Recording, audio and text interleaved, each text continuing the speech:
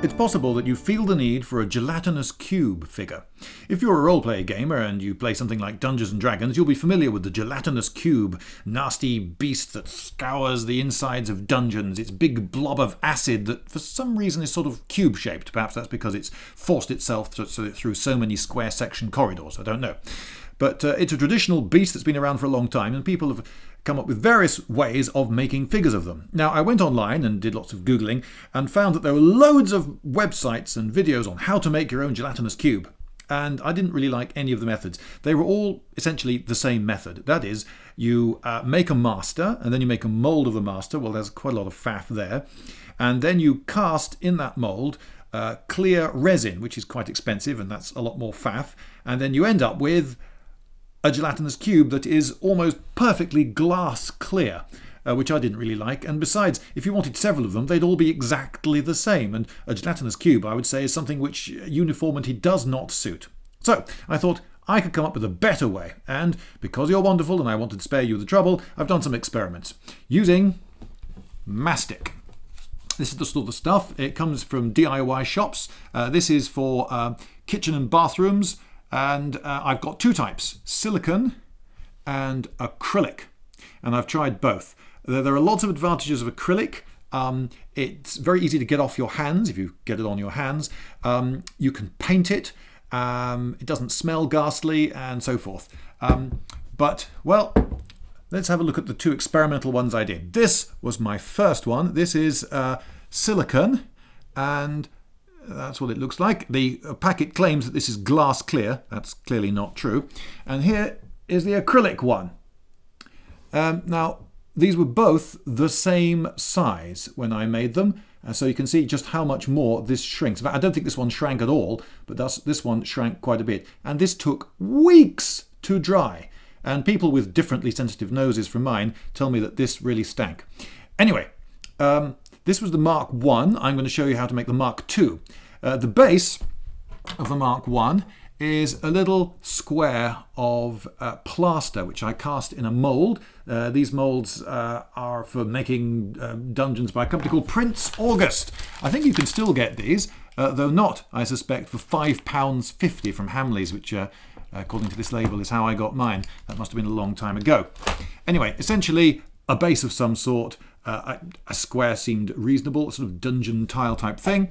And on that, I just squirted, using a gun, some of this. Now, I thought that I'd have to squirt a thin layer, wait for it to dry, squirt another layer, wait for that to dry. But in fact, this is so viscous that I was able to just do it pretty much all in one go and then just let it dry, which perhaps explains why this took so long. The outside of it dried fairly quickly, but the inside remained white and liquid for a very long time. Although I quite like the sort of colour that it's gone.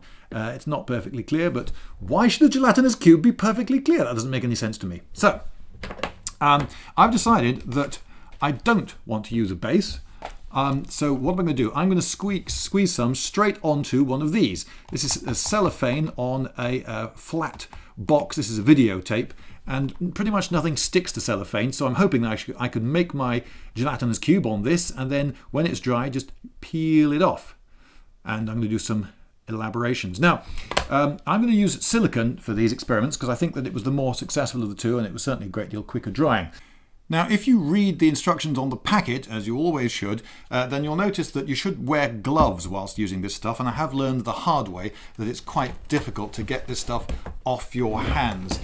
So I'm someone who takes safety pretty seriously, so if they say wear gloves, this is the gun for dispensing the thing, which you see I got from £1.95, they're not expensive. And there's the silicone, and you just sort of goes and pipe it on like icing a cake. And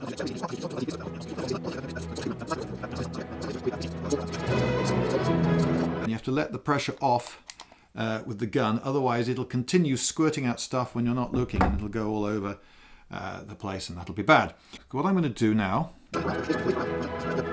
okay, so I've created a little sort of cup there on now. Let the pressure off. I'm going to drop some purple ink into that. Let's hope that's about the right amount. I'm going to seal it in. And I'll have another one there.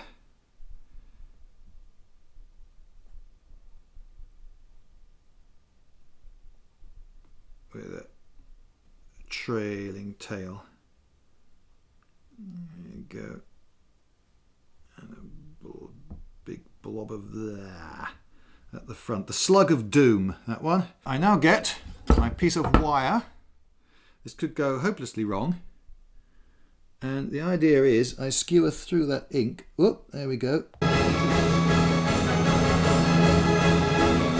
Veins, organs, I don't know. Maybe that's something that's being digested in there. Yeah.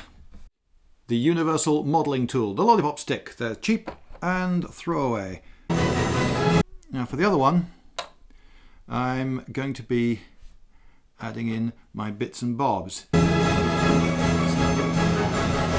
Sword. That sword is clearly visible under the surface. If you don't have a cellophane wrapped box, then something you can do is just get any flat object and cover it with polythene. This is just an old shopping bag that I've taped onto the outside. Now these have had a few days to cure, to harden, and we'll see what we got. Now I've already tried to peel this one off and it came off very easily indeed, and it seems to have worked all right. It's got some sort of purple streaks in it. I'll give you some close-ups of that in a minute. It's perfectly tough, and unlike so many figures, you know, how many figures can you do this with, huh? Oh, the fun that you can have with this sort of gelatinous cube. This is another little fella that I'm peeling off now for the first time. There you go, that's how easily he comes off. And there you go, a ghastly little slug monster of doom, who's now over there. Ah, a doodle. I see you're guarding the thing that goes round and round. Yes, sir. Good. Good Lord, man, don't you know your base is showing? Sorry, sir. Yeah, well, see me afterwards about that. And good Lord! What on earth is that? Oh no, it's the slug monster of doom! Oh, what can that do? Oh, it's got me!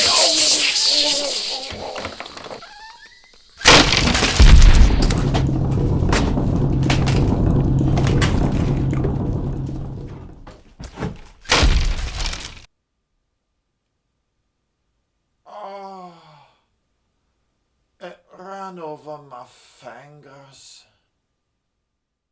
Here's one I did in green, you see, using polythene, and this one, oh. This wasn't quite what I was after. It's much too green, but possibly that could be magical fire or something. I wanted one to look a lot dirtier and grittier, so I added cat litter, mixed that in with some ink, and then I scraped some black paint, dried black paint off the inside of a lid, and I added that. And then, for good measure, to get the little fine bits of grit, I thought some freshly ground black pepper. Lovely.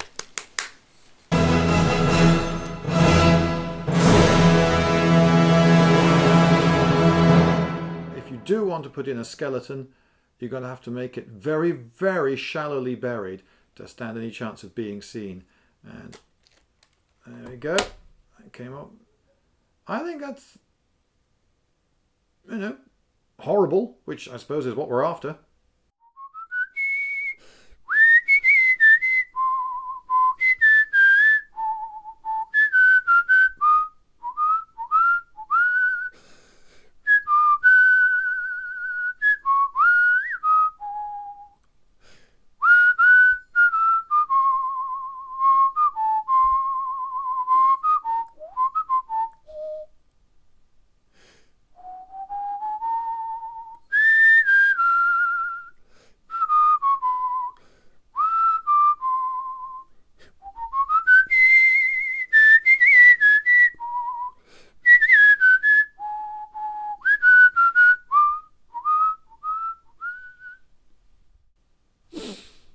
I don't know why I like being a guard so much.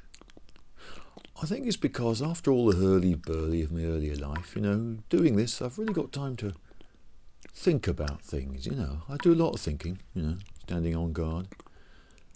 And I've come to see that I've really got to change my life. Yeah, I've got to look at things differently. I've been getting it all wrong, you see. And, what's going? What? Oh, no, God, no! Ah! Oh, ah!